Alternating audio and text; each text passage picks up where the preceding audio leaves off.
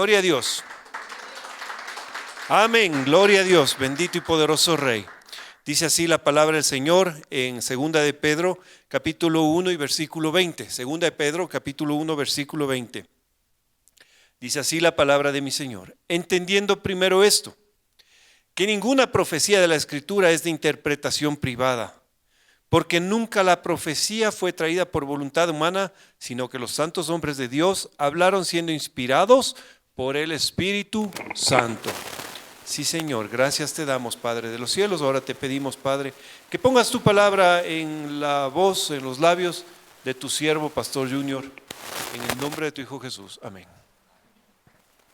Asiento, hermanos. Pues bien, ya estamos llegando al final de nuestra corta serie.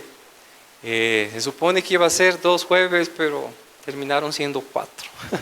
Pero bueno, considero que es corta porque para hablar de la importancia de las Escrituras, pues debería tomarnos un poquito más de tiempo. Pero hoy, si Dios permite, vamos a ir concluyendo con esta serie que para mí ha sido de gran edificación. O sea, para usted, ¿cómo le fue con los históricos? ¿Cómo le fue con los proféticos, diría? Sí, más o menos. Bueno, empezamos hablando, dando una introducción con respecto a cómo, cuáles eran los parámetros para que tengamos los 66 libros de la Biblia. ¿Cuál era el canon? Hablamos de la palabra canon, vara de medir. ¿Por qué nuestra Biblia tiene 66 libros? Las características de estos libros, la característica o las 3 características principales de la Biblia, ¿no es cierto? ¿Se acuerda? Palabra revelada, inspirada y también iluminada. Y hoy, si Dios permite, vamos a ir terminando con los libros proféticos y el Nuevo Testamento. Son 5 libros, ¿se acuerdan? 5 libros, el Pentateuco, Génesis, Éxodo, Levítico, Número y Deuteronomio.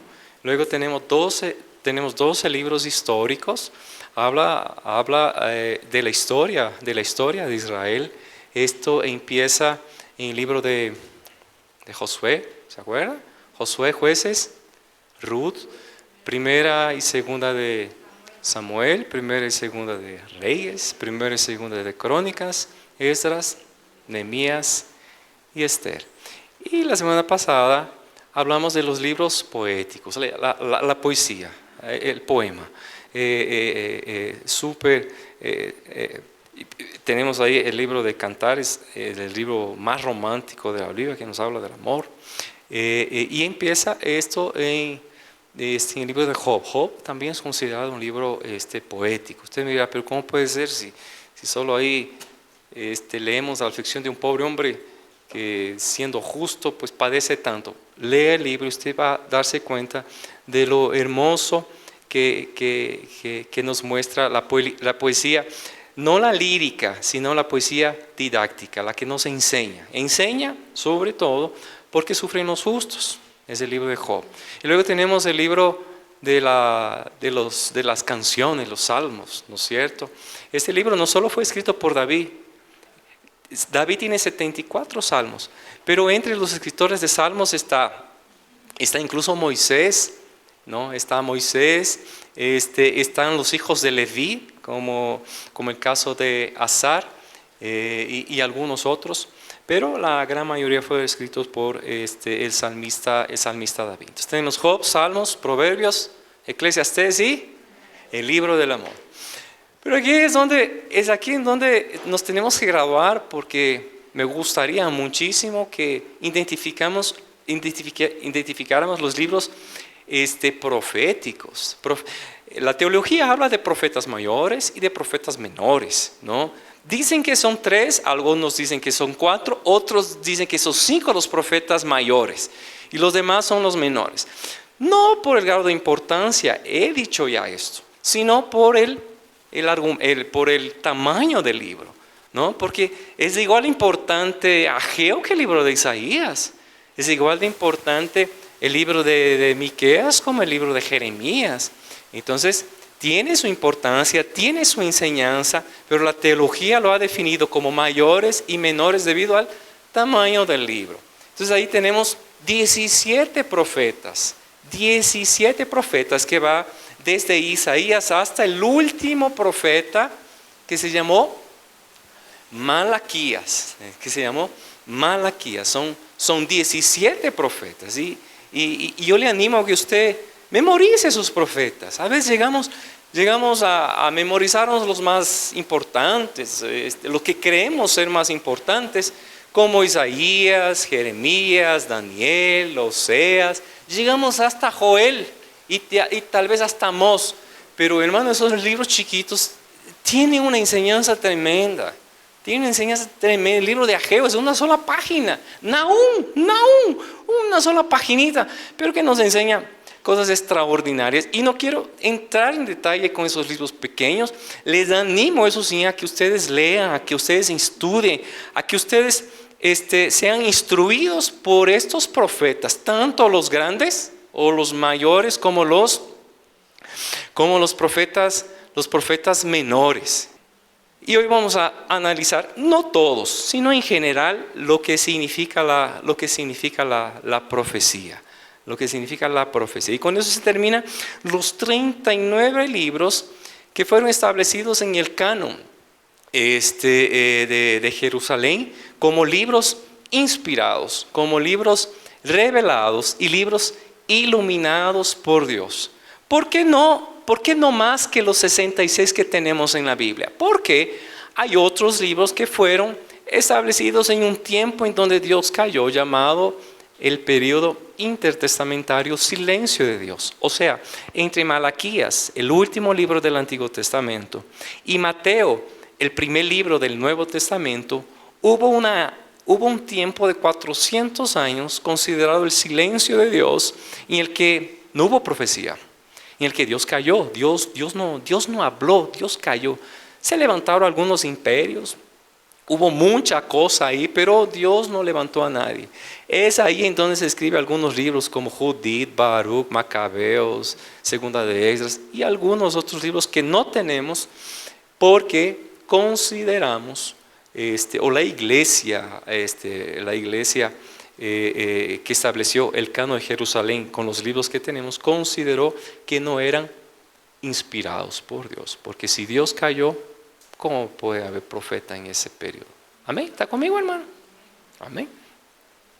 Entonces hoy vamos a analizar profecía. Para usted, ¿qué significa profecía? ¿Qué sería profecía para usted? Prever el futuro, hablar del futuro. Bueno, la palabra profecía en la Biblia hace referencia a revelación, es algo revelado, pero también a enseñanza. O sea, cuando un pastor está llevando un mensaje, en definitiva, también es un profeta. Hay algunas palabras que identifica. ¿Por qué? Porque enseñamos. Estoy aquí enseñando, entonces estamos como profetas, ¿no es cierto? No necesariamente porque, no debería ser porque estoy revelando algo de mi interpretación, sino algo que ya ha sido inspirado, revelado. El pastor Cristian leyó el texto de segunda de Pedro capítulo 1 versículo 19 y mire lo que dice ahí con respecto a la profecía. O sea, la profecía no es algo que nace del ser humano, no es algo que nace de un pastor o de un líder religioso. La profecía dice, tenemos también, versículo 19, tenemos también la palabra profética más segura. Ahora yo te pregunto, ¿por qué es la más segura? Exacto. Primero también porque se cumple y porque ha sido inspirada, revelada e iluminada por Dios. Es cierta, la palabra es segura, no hay falla, no hay error. Tenemos la palabra profética más segura y dice, a la cual hacéis bien en estar atentos, ¿sí? Como una antorcha que alumbra en el lugar oscuro, hasta que el día esclarezca y el lucero de la mañana salga en vuestros corazones. Versículo 20. Entendiendo primero esto, ponga atención, hermano, que ninguna profecía de la Escritura es de interpretación privada. Usted me dirá, pues entonces, ¿cómo interpretamos la Biblia? Yo considero que la Biblia se interpreta a sí misma. Nosotros no tenemos que suponer ciertos textos y decir, bueno, yo creo que esto es así. No. La Biblia es clara con respecto a su propia interpretación. Eso es lo maravilloso de la Biblia. Porque nunca, versículo 21, porque nunca la profecía fue traída por voluntad humana. Mire, sino que a los santos hombres de Dios hablaron siendo, ¿qué cosa? Una de las características que empezamos esta serie. Sino que estos hombres de Dios hablaron siendo inspirados, ¿por quién? Por el Espíritu Santo. Tal vez usted me estará diciendo, pero en el Antiguo Testamento, ¿en dónde está el Espíritu Santo? Siempre. Aunque no se menciona el Espíritu Santo, la función del Espíritu Santo, hermano, fue precisamente inspirar, fue soplar, fue traer la palabra divina a aquellos hombres para que la escriban. ¿Está conmigo? Eso es lo importante y consideramos que todos esos libros que hoy tenemos aquí no ha sido de interpretación privada, sino que Dios utilizó a sus siervos como instrumentos siendo inspirados por el mismo Espíritu Santo. Amén. Mire qué tremendo, hermanos. Hay algunas otras palabras que caracteriza o que se hace llamar también al profeta como vidente, atalaya. No sé si usted identifica la palabra atalaya. El atalaya era aquel que estaba en una torre, estaba en una torre. Normalmente en las ciudades fortificadas tenían siempre una torre en donde estaba el cuidador, el atalaya. ¿Qué hacía el atalaya? Siempre daba el aviso, anunciaba del enemigo. Mire qué interesante. La palabra también tiene a sus atalayas, nos anuncia, nos advierte, nos prevé, nos hace que andemos por el sendero correcto. Medio nos salimos, pues ahí está el atalaya para advertir también, ¿no es cierto? Y también varón de Dios. 3 palabras, no solo profeta, sino vidente, atalaya. Y usted encuentra mucho la palabra en el Antiguo Testamento, varón de Dios. O sea, este varón de Dios es portador de la palabra divina, recibido por revelación. El profeta enviado por Dios en el Antiguo Testamento viene a ser el portavoz fiel de Dios. Ahora, es interesante porque la palabra que comunica el profeta lo envuelve personalmente. En otras palabras, toca profundamente su propia vida. O sea, él se identifica con la palabra. No es solamente que recibe la información y la da. No, él la... no sé qué palabra usar, pero él la absorbe. Hace parte de su vida. Es por eso que Jeremías lloraba. Jeremías lloraba por el pueblo que no se arrepentía. Porque la palabra que venía de Dios tocó primero ¿a quién? Al profeta. Algo parecido nos pasa a los predicadores, ¿sí o no? O sea, cuando Dios toca nuestras vidas por algún evento, por alguna circunstancia, por alguna enfermedad, Dios toca. Y a veces eso nos sirve para experimentar lo que tenemos que hablar. ¿Está conmigo, hermano? ¿Está conmigo? Yo considero que esto es hablar con autoridad. Cuando alguien habla, habiendo vivido lo que está hablando, es alguien que habla con autoridad. Alguien que habla con autoridad. Yo puedo decir, tranquilo, hermano, a alguien que está pasando por alguna aflicción, a alguien que está pasando por algún problema, yo puedo acercarme y decir, ¿sabes qué? Tranquilo, confía en Dios. Puedes salir de esta, el Señor te va a sacar de esta, solamente cree. Pero si yo no pasé por lo mismo, si yo no pasé por un tiempo de dolor y he experimentado la gracia de Dios al haber confiado en Él, ¿con qué autoridad voy a pedir que confíe a alguien más? ¿Está conmigo? El Señor dice, El Señor dice, no me acuerdo el texto, me parece que es Timoteo, primero, segundo de Timoteo, dice que, o primero, segunda de Corintios, pero dice que Dios nos consuela, hemos recibido la consolación de Dios para que nosotros también podamos ser de consuelo. ¿Cómo tú puedes ser de consuelo si primero no has experimentado la consolación? Algo parecido experimentaban los profetas. O sea, cuando Dios enviaba la información, ellos la absorbían de tal forma que eso estremecía su ser. Ellos se identificaban, tocaba su propio ser, su alma. Les voy a dar algunos ejemplos. Casi todos experimentaron esto. Pero yo quiero dar unos pocos ejemplos. Ezequiel, un profeta, cuando recibió la palabra, Dios le dice, ahora sí, la palabra recibida está en este rollo, come el rollo. Y él se comió el libro. Estaba identificando la palabra, identificando lo que Dios le estaba hablando.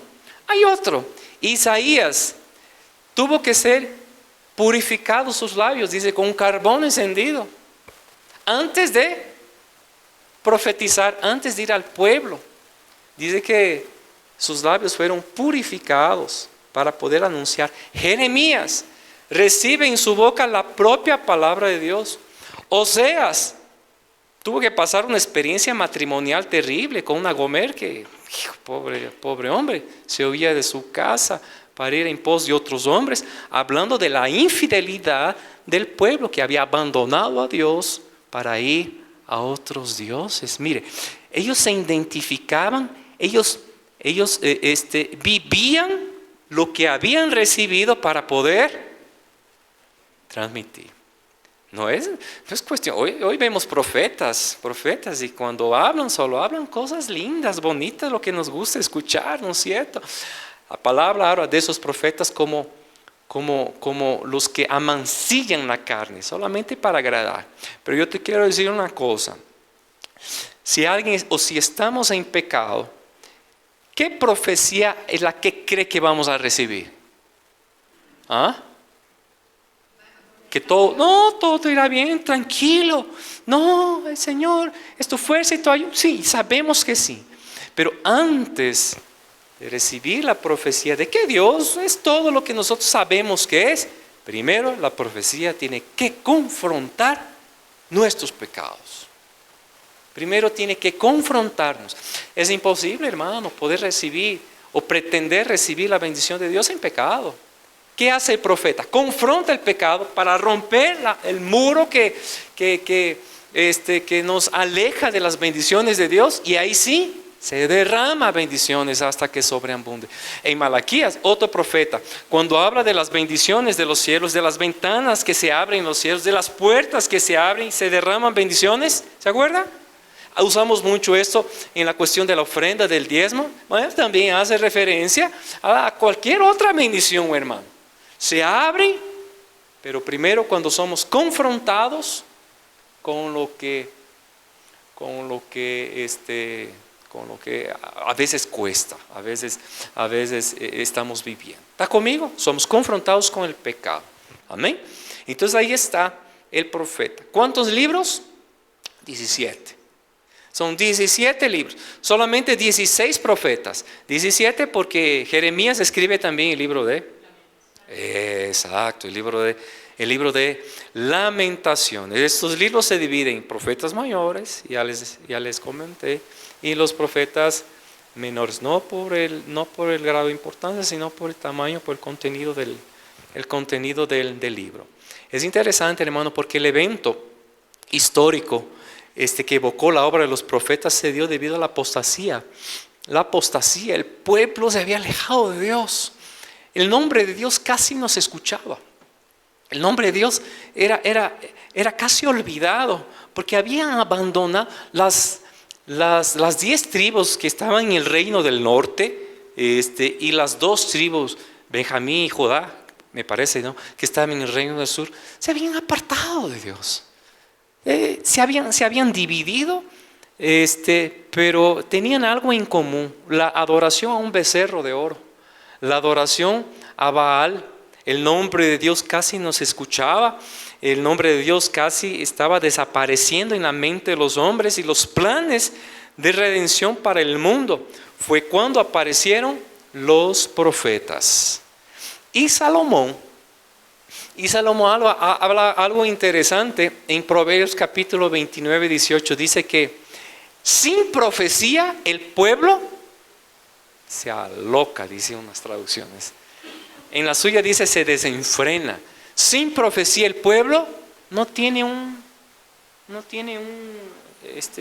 una guía. Sin profecía el pueblo se desaloca. Era necesario la profecía porque también surgía, ya estaban surgiendo falsos profetas, sobre todo en el tiempo de Jeremías. En el tiempo de Jeremías habían profetas que aseguraban paz, seguridad, tranquilo, no pasa nada, y pasaba y trataba de cubrir el pecado de la nación, cuando Dios había determinado que si ellos no se arrepentían serían llevados al cautiverio babilónico. Jeremías capítulo 4, habla conmigo por favor su Biblia. Vamos un ratito a este segundo profeta. Jeremías capítulo 4, el versículo 10. Mire, capítulo 4, versículo 10. Aquí es una falsa profecía. No es correcto. Porque yo les dije, ¿qué profecía pretendemos recibir? Si estamos en pecado, pues primero tiene que confrontarnos. Pero aquí en pecado se levantaban los falsos profetas diciendo, y dije, ay Jehová Dios, verdaderamente en gran manera has engañado a este pueblo y a Jerusalén diciendo, paz tendréis, pues la espada ha venido hasta el alma. Esos profetas habían dicho, tranquilo, no pasa nada, van a triunfar, van a vencer, va a venir la paz, cuando Dios había determinado el cautiverio en Babilonia. Capítulo 6, ahí mismo, el versículo 14, ahí un poquito más adelante, 6:14. Y curan la herida de mi pueblo con liviandad, diciendo paz, y no hay paz. No hay paz. ¿Qué quieren los gobernantes, los líderes, los presidentes hoy en el mundo? ¿Qué buscan, hermano? Y las reinas de belleza, por supuesto, ¿no? Que les pregunta, la típica pregunta, ¿y usted qué quiere para el mundo? ¿Qué contesta la Miss? Bueno, ¿qué quiere? Paz. Pero no puede haber paz, hermano, sin Dios. No puede haber. La única forma que se establezca la paz en este mundo es cuando descienda del cielo el príncipe de paz. Aquella profecía, aquella anunciación hecha por los ángeles que vieron los pastores en el nacimiento de Jesús. ¿Se acuerda? Paz en la tierra. Y buena voluntad para con los hombres. Aquello que dijeron los ángeles, hermano, solo se va a cumplir en el regreso de Jesús. Porque mientras este mundo viva sin Cristo, no puede haber paz. Y no hay paz. Hay 2 guerras hoy. Hay 2 guerras. Y la tendencia es que esta guerra se incremente y se involucre más naciones. Pero el Señor dice, no te preocupes por eso, tranquilo. Un día yo vendré y habrá paz. Pero hay una paz que el Señor determinó para aquel que cree y aquel que entrega su corazón a Él. Es la paz con Dios. La paz con Dios. Hoy nosotros estamos tranquilos. Quien conoce al Señor tiene su vida en paz, porque ya no hay rebelión contra Dios. Porque contra aquel que éramos rebeldes, ahora es nuestro Padre, es nuestro Señor. Entonces ya no hay para aquel que se reconcilió con Dios, ya no hay separación, sino unión entre el ser humano y Dios. Esa es la paz. Pero la paz, como falta de conflicto, solamente cuando Cristo regrese. Jeremías capítulo 14, versículo 11. Es interesante, hermano. leer el libro de Jeremías les animo, es muy edificante. Capítulo 14, versículo 11. Me dijo Jehová, no ruegues por este pueblo para bien. ¿A quién le...? Mire lo que dice Dios a Jeremías. Jeremías, ni se te ocurre orar para que les vaya bien. No. Ya está determinado lo que les va a pasar. Dice, cuando ayunen, yo no oiré su clamor, y cuando ofrezcan holocausto y ofrenda no los aceptaré, sino que los consumiré con espada, con hambre y con pestilencia. Eso es una profecía. Ahora yo te pregunto, ¿qué profeta hoy se para en un púlpito y habla así? Se va todo el mundo, pues. Quiero parar aquí y pestilencia, enfermedad. Nadie. Después de que a Jeremías y a muchos de los profetas lo querían matar, lo querían degollar. Mire lo que dice. Nuevamente otro ay. Esto de los ayes, hermano, los ayes de Jeremías. Es impresionante. Esos son juicios. Versículo 13. Y yo dije, ay Señor Jehová, he aquí que los profetas les dicen, no veréis espada. ¿Qué había dicho Dios? Va a venir espada. Pero ¿qué decían los falsos profetas? No, tranquilo, pasa nada. Ustedes sigan con su vida de pecado, pero no va a haber espada. No veréis espada, ni habrá hambre entre vosotros, sino que en este lugar os daré paz verdadera. Y la iglesia decía, aleluya. Mentira. Versículo 14 para culminar. Y dijo entonces Jehová, falsamente profetizan los profetas en mi nombre, no los envié, ni les mandé. Son unos metiches. Bueno, eso lo agregué yo. Ni les hablé visión mentirosa, adivinación, vanidad, engaño su corazón, y engaño de corazón, profetizan. Estos eran unos Walter Mercado, estos eran unos falsos, ¿no es cierto? Profetizaba que todo era amor, que todo era bendición, que todo te va a ir bien, no pasa nada. Claro, al ser humano le gusta escuchar esto, a nosotros no nos gusta, pero la verdad era otra. Había un profeta, y quiero terminar la cuestión y termina esa cuestión de los proféticos, porque quiero hablar del Nuevo Testamento así rapidito. Había un profeta llamado Micaías. Micaías no tiene su libro, pero está en la Biblia. Eso está en 2 de Crónicas capítulo 18, para que usted estudie. La historia de Micaías. Vamos un ratito así, rapidito hermano. Vamos a 2 de Crónicas. Ya sabes, no está Crónicas, ¿no? Está ahí entre Jeremías y Lamentaciones. Ahí está Crónicas. Es un libro de la monarquía histórico. Según de Crónicas capítulo 18 versículo 18:7. ¿Qué dice ahí, hermano? 18:7. ¿Qué dice? Vamos a leer.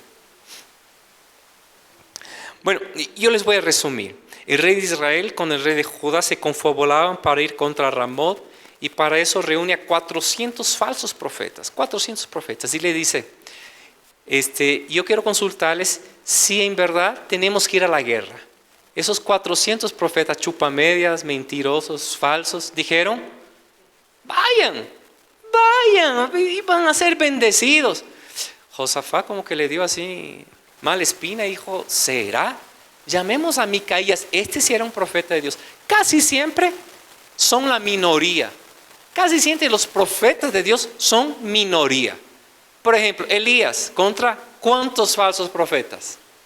800 había, 400 del uno y 450 del otro, ¿no es cierto? Aquí tenemos a Micaías solito. Llaman a Micaías, y Micaías, ya sabía que el rey no le agradaba la profecía de Micaías porque le caía chancho, le caía gordo. O sea, Micaías fue, no les voy a hablar la verdad. ¿Sabe por qué? Porque ni caso me va a hacer. Así que vayan a la guerra ya, ni modo. Si dijeron los 400 que vayan, pues yo también digo que vayan. Enseguida dice que se entristeció el corazón del rey y dijo, bueno, en verdad, dinos qué mismo tenemos que hacer, Micaías. Capítulo 18, versículo 7. Vamos a leer, hermano. 18:7. El rey de Israel respondió a Josafat: aún hay aquí un hombre por el cual podamos preguntar a Jehová, mas yo aborrezco porque nunca me profetiza cosa buena, sino siempre. ¿Cómo le va a profetizar cosa buena, hermanos? Si andaban en pecado, estaban lejos de Dios. ¿Qué querían? Micaías hablaba la verdad, ¿no es cierto? Y pues, usted tiene que leer en su casa todo el capítulo 18. Si corremos al versículo, al versículo 14. Y el rey dijo a Micaías: iremos a pelear contra Ramón de Galaad, o me estaré quieto. Y respondió: subid y seréis prosperados. No era la verdad, pero era lo que el rey quería escuchar. Y nuevamente Micaías vuelve a profetizar, ahí sí de parte de Dios, y le dijo más abajito, le dijo: no vayas, no vayas. Y el rey dijo: yo creo que es mentira lo que estás diciendo, así que voy. Y Micaías le contesta: si tú regresas es porque Dios no ha hablado. Los 400 dijeron: vayan, pero si tú regresas es porque Dios no ha hablado. Lea la historia, y el rey murió en la batalla, no regresó. ¿Sabe cuál es el profeta de Dios? Aquel que habla y se cumple. Si no se cumple, hubo un profeta de por ahí, no voy a decir el nombre, ustedes deben conocer, que dijo en una época que había una mujer en Ecuador que sería la próxima presidenta del Ecuador. No sé si se acuerdan, no voy a dar ni el nombre de la que dijo que sería presidenta y que Dios prosperaría a través de esta mujer que era una pastora de una iglesia. Nos hizo quedar como ridículos, hermanos, los cristianos, por la profecía de este falso profeta. Esta mujer no llegó ni al 1%, ni su familia votó por ella. Porque era pastora, porque era cristiana, porque era la enviada de Dios, porque era esto y esto. ¿Sabe qué dice los de afuera? Estos son unos mentirosos, por culpa de falsos hombres que hay algunos pocos que le creen. Terrible, hermano. ¿Cómo puede ser posible?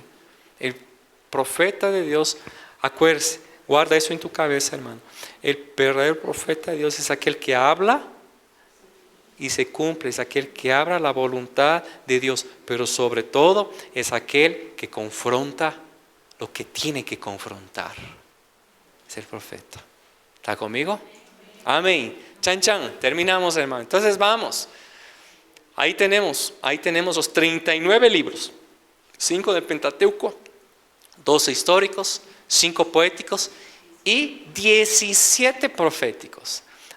El Nuevo Testamento se divide. Tenemos 4 libros llamados los Evangelios. Perdón.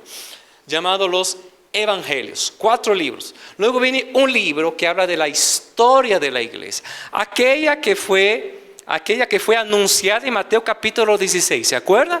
Mateo capítulo 16, el Señor le dice a Pedro, y las puertas del Hades no prevalecerán contra la iglesia, y todo lo que atares en la tierra será atado en los cielos. Ya.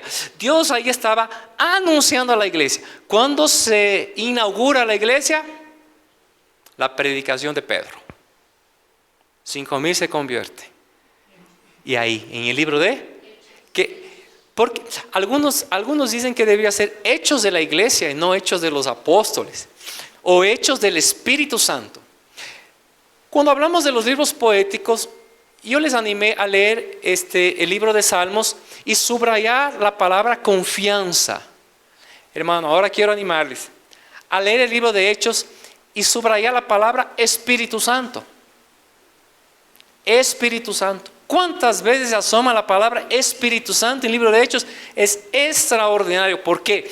No se puede dar esta obra divina llamada iglesia, esta institución divina llamada iglesia, sin el poder del Espíritu Santo. No puede. Para eso, ahí está. Lea Hechos y subraye Espíritu Santo. Y luego tenemos 21 epístolas. ¿Identifica la palabra epístola? Carta, sí, misiva.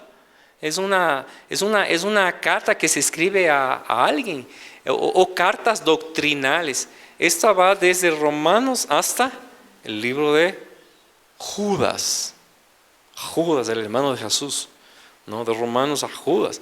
Luego tenemos la última, que es la profecía o revelación escrita por Juan, ¿no es cierto? Los primeros 4 libros son conocidos como evangelios y narran la vida, la obra de Jesús. Ahora, usted tal vez se estará preguntando, ¿por qué 4, no 1? Se habla casi lo mismo. 4 y no 1, ni 2. ¿Por qué 4? Porque, hermano, son puntos de vista particulares de cada escritor. Cada uno tiene su detalle. ¿Cierto? Es como usted pasa y ve un accidente. Y otra persona pasa y ve el mismo accidente.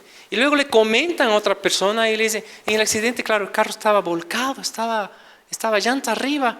¿Y qué más había? Pues yo no me acuerdo. Pero el otro sí tiene detalles. El carro era rojo. Era rojo. Y al que le sacaron tenía una camiseta blanca. Y el otro pues no estaba ni ahí. Detalles, hermano. Cada uno tiene sus detalles, ¿no? Mateo es un libro que nos habla mucho del Mesías, ¿no? Son 4 escritores. Mateo presenta a Cristo como rey. Marcos presenta a Cristo como siervo. Lucas como el Hijo del Hombre, o sea, en toda su humanidad. Y Juan como el Verbo encarnado.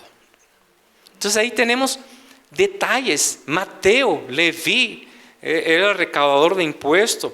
Era un hombre que odiado, ¿no es cierto?, por los judíos. Pero usted se da cuenta que solamente Cristo podía convertir a este hombre y ser el famoso discípulo Mateo, que después terminó siendo despedazado por Cristo, murió por la causa de Cristo. Hay 17 veces la palabra que se anuncia en el libro de Mateo. Estas palabras: todo esto aconteció para que se cumpliese lo dicho por el Señor por medio de los profetas. Eso menciona Mateo. Y luego cita el profeta. Característica de Mateo. Aquí habla de las profecías cumplidas, como por ejemplo, nacimiento virginal, la matanza de los niños en Belén, el traslado de la familia de Jesús a Nazaret, el uso de las parábolas, la traición por 30 piezas de plata, el sorteo de sus ropas. Todo esto ya había sido profetizado y aquí recuerda Mateo, ¿no es cierto? El propósito de Mateo es mostrar a Cristo como rey. Es por eso que él habla del linaje real de David. También en Mateo se encuentra el hijo de David, hablando de Jesús. Los magos que ofrecieron presentes a Jesús, presentes que solo se les daba a un rey, ¿no es cierto? El sermón del monte presenta las leyes de su reino. Los milagros son considerados como señales y autoridad real. La entrada triunfal en Jerusalén, ¿en dónde está? En Mateo. ¿Y qué representaba esto? Jesús como rey. El mensaje clave del libro de Mateo es el reino de los cielos. El reino de los cielos. Se va a leer siempre en Mateo, el reino de los cielos. El reino de los cielos se ha acercado. Marcos, que presenta a Jesús como siervo, pues su evangelio es muy cortito, ¿no? Es muy chiquitito, muy resumido. Usted va a encontrar casi todo lo que está escrito en Marcos tomado de Mateo. Es posible que conversara con Mateo, Marcos, para poder escribir su evangelio. Lucas, el doctor Lucas, este hombre era un aristócrata, era un hombre importante en la sociedad. Lucas también fue el escritor de Hechos de los Apóstoles, ¿no es cierto? Entonces tenemos ahí a Lucas. Él presenta a aquel que vino a buscar y a salvar lo que estaba perdido. Es el evangelio del menesteroso, es el evangelio de los necesitados. Ahí es donde encontramos la parábola del rico y de Lázaro. Lucas habla del peligro de las riquezas, pero al mismo tiempo muestra la esperanza a los oprimidos por la pobreza. Ahí está Lucas. Los pecadores y el publicano se acercaban a él para oírlo, para oír a Jesús. Eso detalla Lucas. La mujer pecadora que ungió sus pies y lavó sus cabellos, sus pies. También menciona Lucas la conversión de Zaqueo, aquel hombre insignificante, chiquito, que como no podía ver a Jesús se subió a un árbol. Ahí menciona la parábola del fariseo y el publicano, ¿no? El arrepentimiento del ladrón en la cruz, ¿en dónde está? En Lucas. Personas que son menospreciadas es cuando Lucas habla de ellas, ¿no es cierto? Considerado también el evangelio de la mujer, Lucas, ¿no? Lucas presenta la solicitud de Jesús por la mujer, subordinada y no muy respetada en aquella zona, ¿no verdad? Habla de María, Elizabeth, de Ana, de una forma muy detallada. Habla de Marta, de María, la viuda de Naín, de María Magdalena. Ahí está el evangelio de las mujeres. Estos son considerados, esos tres primeros, los evangelios sinópticos. La palabra sinóptico significa parecido, significa semejante, son muy parecidos. Años después, había proliferado la idea de que Jesús no es Cristo, de que Jesús no es el Señor. Ahí es donde Juan se levanta y dice, ¿cómo así? Él es el verbo encarnado. Años después de los sinópticos aparece el no sinóptico, Juan, totalmente distinto. Usted lee el evangelio de Juan y la mirada de Juan a Jesús es totalmente distinta a los sinópticos, totalmente distinta, porque presenta a Jesús como en toda su divinidad. Él es hombre, pero también Él es Dios. Él es Dios. Es considerado el discípulo amado. No porque era el más amado, sino por su carácter. No es que Dios tenía unos más mimados, unos más amados, este es más furioso. No, era por su ¿cómo es? Por su forma de ser, por su carácter, ¿no? Es el evangelio de Juan. Te animo, hermano, a leer. Él presenta los milagros. Usted casi no va a escuchar, casi no va a leer la palabra milagros en el evangelio de Juan, sino la palabra que se utiliza es señales, señales, señales. Y esas señales seguirán, señales, ¿no? Entonces presenta a Jesús, ¿no? Como estaba rondando por ahí la idea de que Jesús no es Dios, pues es en el evangelio de Juan que dice: estas señales se han escrito para que creáis que Jesús es el Cristo, el Hijo de Dios, y para creyendo tengáis vida en su nombre. Así dice Juan, para callarles de una vez. Mire qué interesante. Es ahí en donde dice: he aquí el Cordero de Dios que... Perdón, no dice esto. No. Sí, dice en Juan. Nos enseña que Jesús es el Cordero de Dios que quita el pecado del mundo. Ahí está el evangelio de Juan. Luego tenemos el libro de Hechos, así rapidito. Es la segunda parte de Lucas. La segunda parte de Lucas. Lucas da mucho énfasis en su libro del Espíritu Santo. Y Hechos también. Te animo a leerlo y subrayar la palabra, ¿cuál era? Subraya, hermano. Espíritu Santo. Te vas a deleitar con esto. Después del libro de Hechos tenemos las cartas paulinas. ¿Por qué fueron escritas por? Pues el apóstol Pablo. Esta va de Romanos hasta el libro de Filemón. Luego tenemos la epístola de los Hebreos. El libro de los Hebreos es sumamente doctrinario, que habla mucho del Antiguo Testamento, haciendo referencia a lo que pasó antes. Era luz, era reflejo de lo que habría de cumplir a través de Jesucristo. Todo apunta a Jesucristo. El tabernáculo, el templo, los sacrificios, los holocaustos, todo lo que pasó en el Antiguo Testamento era muestra de lo que habría de venir en el Nuevo. los sacerdotes. Cristo vino a ser nuestro sacrificio, nuestro holocausto, ahora es nuestro sumo sacerdote. Nosotros hoy somos templo del Espíritu Santo. Todo eso se cumplió bajo Cristo en el Nuevo Testamento, y para eso está el libro de Hebreos. Y luego tenemos otros discípulos, Santiago, luego tenemos a Pedro y tenemos a Judas. Y termina con el libro de Apocalipsis, Revelaciones. Amén, hermanos. Chan, chan. Que Dios les bendiga. Ahí termina toda la Biblia. Les animo a leer. ¿Otra clase? No. Ahí está. Les voy a dejar así picados para que usted vaya y lea, se instruya. Devora este libro, hermano. Este libro es maravilloso. Este libro es sobrenatural. Sobrenatural. Ahora con la tecnología ya no le traemos así. Ya me acostumbré a venir con la Biblia. Con esa serie es otra cosa, hermano. Cuando tienes la Biblia así en el pecho, es impresionante. Léala, escriba. Vea, yo tengo anotado todo. Tengo otra Biblia que hace ahí en la Biblia.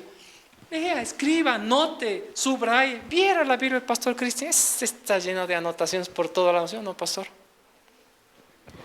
Y papelitos por todo lado, ¿no es cierto? Este no es un libro, ni siquiera es un libro solo para leer. Es un libro para instruirse, es un libro para estudiar, es un libro para meditar. Estás triste, estás desanimado, estás alegre, estás gozoso. Instrucción viva es la palabra de Dios. Que Dios les bendiga.